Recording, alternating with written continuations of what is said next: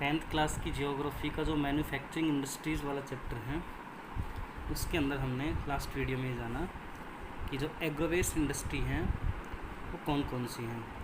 उसी के अंदर सबसे पहले ली थी हमने टेक्सटाइल इंडस्ट्री, और उसी टेक्सटाइल इंडस्ट्री के अंदर आज हम लोग स्टार्ट करने वाले हैं कॉटन टेक्सटाइल। सुनिए इसके बारे में।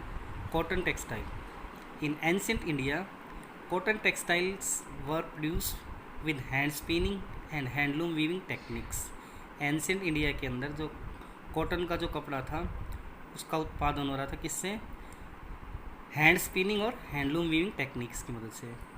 या तो हाथ से बुनते थे या हाथ से चलने वाले लूम की हेल्प से। किंतु आफ्टर द 18th सेंचुरी, 18वीं शताब्दी के बाद power looms came into use. जो पावर से चलने वाले जो लूम्स थे उनको इस्तेमाल किया जाने लगा। Our traditional industries suffered a setback during the colonial period.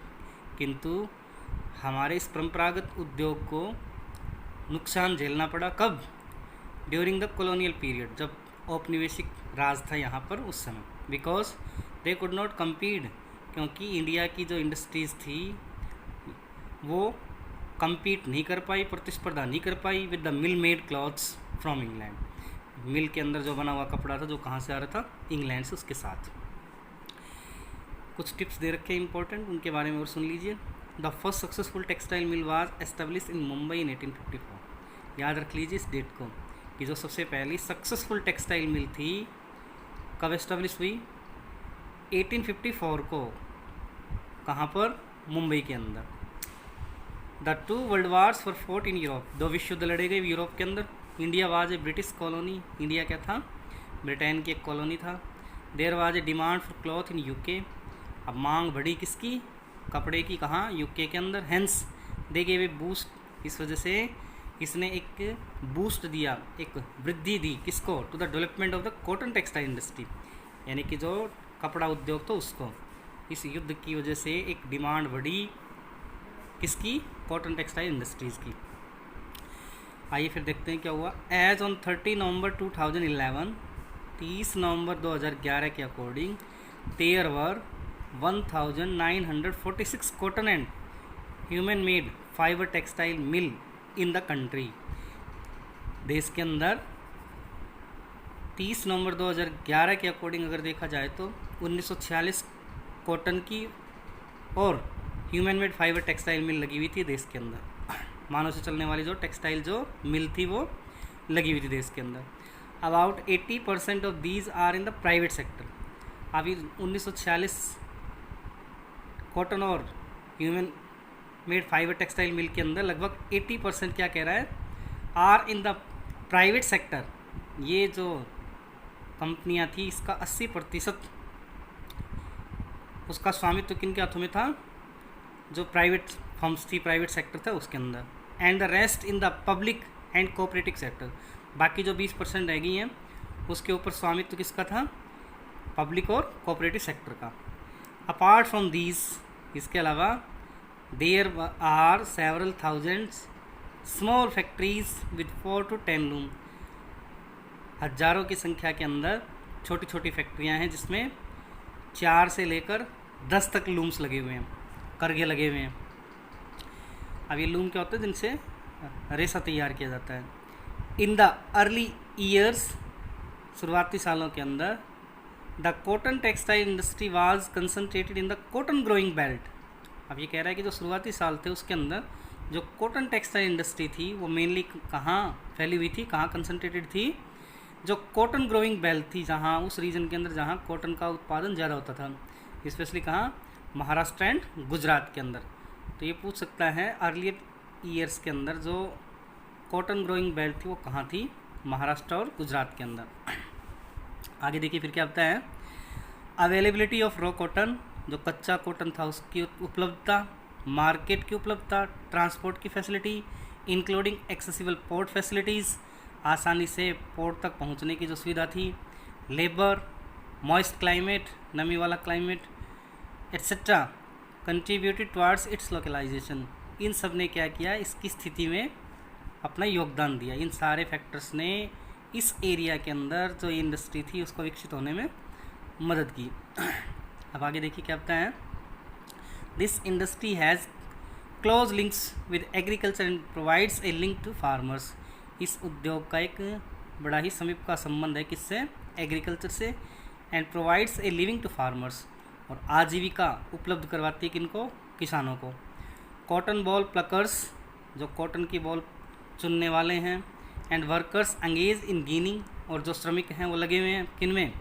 गीनिंग के अंदर, स्पिनिंग के अंदर, वीविंग के अंदर, डाइंग के अंदर, डिज़ाइनिंग के अंदर, पैकेजिंग के अंदर, टेलरिंग के अंदर एंड सीविंग। तो देख लीजिए कितनी एक साथ कितनी जो प्रोसेसेस हैं वो इस इंडस्ट्री के ज़रिए पूरी की जा रही है। तो इतने सारे लोगों को ये इंडस्ट्री क्या कर रही है? जॉब प्रोवाइड कर रही है। तो इस वजह से इसकी इम्पोर्टेंस हम लोग जान सकते हैं। The industry by creating demands supports many other industry. अब ये उद्योग क्या है? दूसरे उद्योगों को भी क्या कर रहा है? एक सपोर्ट प्रोवाइड कर रहा है, एक सहायता दे रहा है। सच एज केमिकल, जैसे कि केमिकल इंडस्ट्री है, डाइज हैं, मिल स्टोर्स है, पैकेजिंग है, packaging materials and engineering works. इन सारी इंडस्ट्रीज़ को भी क्या कर रहा है? ये बूस्ट अप कर रहा है, इन सारी इंडस्ट्रीज़ को भी सपोर्ट कर रहा है। क्या? Textile industry. चलिए आगे देखते हैं। While spinning continues to be centralised in Maharashtra. जब जिस समय जो स्पिनिंग का कार्य कहाँ कंसंट्रेटेड था? महाराष्ट्र के अंदर, गुजरात के अंदर, तमिलनाडु के अंदर। Weaving is highly decentralised to provide scope for incorporating traditional skills and designs of weaving in cotton. लेकिन क्या कह रहा है? स्पिनिंग का जो काम था वो सेंट्रलाइज था महाराष्ट्र, गुजरात और तमिलनाडु के अंदर, लेकिन वीविंग क्या थी? डिसेंट्रलाइज थी, विकेंद्रीकृत थी, अलग अलग हिस्सों के अंदर फैली हुई थी, जिससे बहुत सारे ट्रेडिशनल स्किल्स को स्कोप भी प्रोवाइड कर रही थी, डिज़ाइनिंग को, वीविंग को, silk, zari, embroidery etcetera. India has world class production in spinning. अगर देखा जाए विश्व स्तर की जो स्पिनिंग की जो प्रक्रिया है वो इंडिया के अंदर ही की जा रही है। But weaving supplies low quality of fabric as it can not use much of the high quality yarn produce in the country. किंतु क्या कह रहा है? India has world class production in spinning but weaving supplies, किंतु जो weaving supply है low quality of fabric, जो fabric है वो लो क्वालिटी का होने की वजह से as it can not use much of the high quality yarn. इस वजह से जो उच्च क्वालिटी का जो यार्न है जो इंडिया के अंदर, देश के अंदर प्रोड्यूस किया जा रहा है, उसको इस्तेमाल नहीं किया जा रहा। Weaving is done by handloom. India के अंदर जो वीविंग की जो प्रोसेस है वो किसके ज़रिए की जा रही है? हैंडलूम की वजह से, पावरलूम की वजह से, एंड इन मिल्स, और मिल के अंदर। The handspun khadi provides large scale employment to weavers in their homes as cottage industry. जो हैंडस्पन खादी है वो बड़े स्तर पर रोज़गार प्रोवाइड कर रहा है वीवर्स को इन देयर होम्स, उनके घरों के अंदर, एज कॉटेज इंडस्ट्री, एक कुटीर उद्योग के रूप में, यानी कि घरों के अंदर उत्पादन करते, इसलिए इसको कॉटेज इंडस्ट्री कहा गया है। आगे देख, India exports yarn to Japan. India जो अपना रेशा है कहाँ एक्सपोर्ट कर रहा है? जापान के अंदर। Other importers of cotton goods from India are, दूसरे जो इम्पोर्टर हैं जिनके पास इंडिया अपना कॉटन जो है, रॉ कॉटन जो है एक्सपोर्ट कर रहा है, वो कौन कौन से हैं?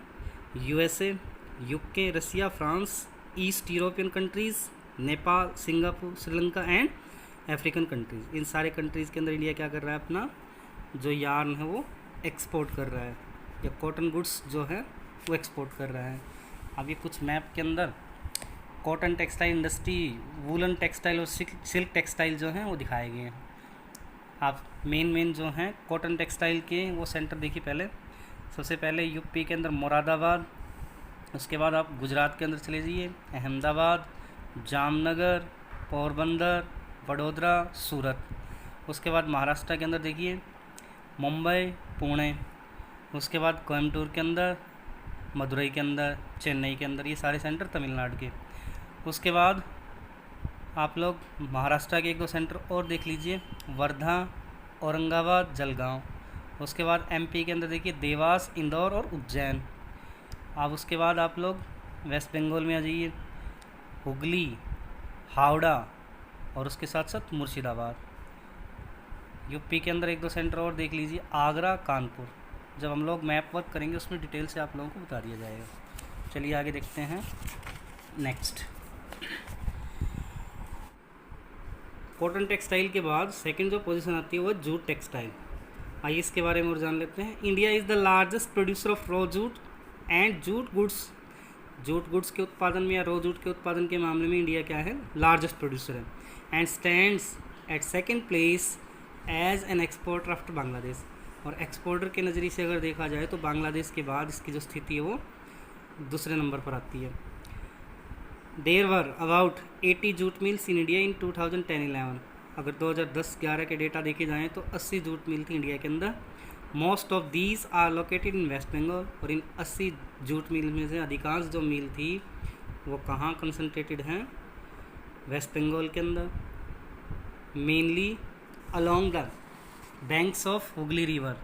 जो हुगली नदी है उसके किनारे के आसपास, इन ए नैरो बेल्ट, एक बेल्ट बनाते हुए लगभग कितनी 98 kilometre long and 3 kilometre wide. तो इस रूप से हम लोग देख सकते हैं कि अधिकांश जो जूट टेक्सटाइल इंडस्ट्री हैं वो कंसनट्रेटेड है कहाँ, वेस्ट बंगाल के अंदर। चलिए इंपॉर्टेंट पॉइंट जान लेते हैं। The first jute mill was set up near Kolkata in 1859। सबसे पहली जो जूट मिल थी वो कोलकाता के अंदर रिसरा नामक जगह पे 1859 के अंदर इस्टेब्लिश की गई थी। किंतु आफ्टर पार्टीशन इन 1947, जब देश का विभाजन हुआ 1947 के अंदर, the jute mills remain in India. Jute mill जो थी वो तो इंडिया के अंदर रहेगी, but 3/4 of jute producing areas, किंतु जो 3/4 जो जूट उत्पादक क्षेत्र थे, वेंट टू बांग्लादेश। कहाँ चले गए, बांग्लादेश के अंदर, देश के विभाजन होने के बाद, या फिर ईस्ट पाकिस्तान के अंदर। तो factors responsible for their location in the Hooghly basin are. अब अगर आपसे पूछा जाए कि कौन कौन से फैक्टर हैं कि मेनली वेस्ट बंगाल के अंदर या हुगली रिवर के आसपास जूट मिल का कंसंट्रेशन अधिक है, तो इसके लिए देखिए क्या बताया गया है। सबसे पहले तो है proximity of the jute producing areas. जो समीपता है, निकटता है किसकी, जो जूट प्रोड्यूसिंग एरिया है उनकी, यानी कि जूट उत्पादक जो क्षेत्र है उनकी समीपता, एक तो पहला कारण हो सकता है। दूसरा इन एक्सपेंसिव वाटर ट्रांसपोर्ट, जो सस्ता वाटर ट्रांसपोर्ट है वो। उसके बाद supported by a good network of railway. यहाँ पर रेलवे भी क्या कर रही है, हेल्प कर रही है, जिससे कि माल को ईजिली इंपोर्ट एक्सपोर्ट किया जाए। Roadways and waterways to facilitate movement of raw materials. Roadways और वाटरवेज भी, जिससे कि कच्चे माल को जो आवागमन है उसको सुचारू किया जाए। टू द मिल्स तक abundant water for processing raw jute. भरपूर मात्रा के अंदर जो पानी है जिससे कि प्रोसेस किया जाता है जूट को, इस वजह से भी cheap labour from West Bengal and adjoining states of Bihar, Orissa and Uttar Pradesh. सस्ता लेबर मिल जाता है वेस्ट बंगाल से और समीप के जो राज्य हैं बिहार, उड़ीसा और उत्तर प्रदेश से। Kolkata as a large urban centre, Kolkata एक सबसे बड़ा नगरीय क्षेत्र है। प्रोवाइड्स बैंकिंग, जो क्या उपलब्ध करवा रहा है, banking, insurance and port facilities. इसके साथ साथ जो पोर्ट सुविधाएं हैं for export of jute goods, export करने के लिए जो जूट का जो माल है उसको। इसके बाद इन 2010-11 the jute industry was supporting 3.7 lakh workers. लगभग 3.7 लाख जो वर्कर हैं उनको सपोर्ट कर रही है। Directly and another 40 lakh small and marginal farmers. 3.7 lakh workers को तो डायरेक्टली और लगभग 40 लाख स्मॉल और मार्जिनल जो फार्मर्स हैं उनको इनडायरेक्टली क्या कर रही है, जॉब प्रोवाइड कर रही है industry. Who were engage in the cultivation of jute and mesta. जो लगे हुए किसमें, किस इंडस्ट्रीज़ के अंदर एंगेज्ड हैं, जूट के अंदर और मेस्टा के उत्पादन के अंदर। Many more people were associated indirectly. इसके अलावा बहुत सारे अन्य लोग भी हैं जो अप्रत्यक्ष रूप से इस उद्योग के अंदर कार्यरत हैं। अब challenges faced by the industry include, अब इस उद्योग को बहुत सारी चुनौतियों का सामना करना पड़ रहा है, जिसमें स्टिफ कंपटीशन हो रहा है इन द इंटरनेशनल मार्केट के अंदर, अंतर्राष्ट्रीय बाजार के अंदर, फ्रॉम सिंथेटिक सब्सटीट्यूट, जो सिंथेटिक रेशा है उसके साथ, एंड फ्रॉम अदर कंपिटिटर्स। इसके अलावा दूसरे जो इसके प्रतिभागी जो देश हैं, प्रतियोगिता देने वाले जो देश हैं, जैसे Bangladesh, Brazil, Philippines, Egypt and Thailand, ये भी क्या कर रहे हैं, इसको भारी कंपटीशन दे रहे हैं।